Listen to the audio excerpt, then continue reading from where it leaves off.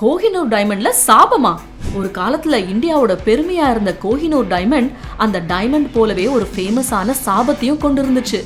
இந்தியாவை சேர்ந்த அந்த 105 கேரட் டைமண்ட் பல மன்னர்களோட சாம்ராஜ்யத்தை தாண்டி வந்திருக்கு, முகல்ஸ்ல இருந்து பிரிட்டிஷ் கிங்டம் வரைக்கும். பட் அது கூடவே ஒரு நம்பிக்கையும் தொடர்ந்து வந்திருக்கு. அது என்னன்னா, அந்த டைமண்ட் யார் கையில இருக்கோ அவங்களுக்கோ இல்ல அவங்களோட ராஜ்யத்துக்கோ சாபம் தொடர்ந்து வரும், அந்த ராஜ்யமே அழிஞ்சிரும்னு சொல்றாங்க.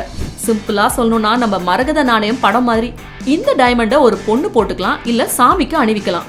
அதை மீறினா கண்டிப்பா சாபம் தான். பட் இது தெரிஞ்சும் பிரிட்டிஷ் அதோட விலை மதிப்பு இல்லாத வேல்யூக்காக அவங்க ஊருக்கு கொண்டுட்டு போயிட்டாங்க.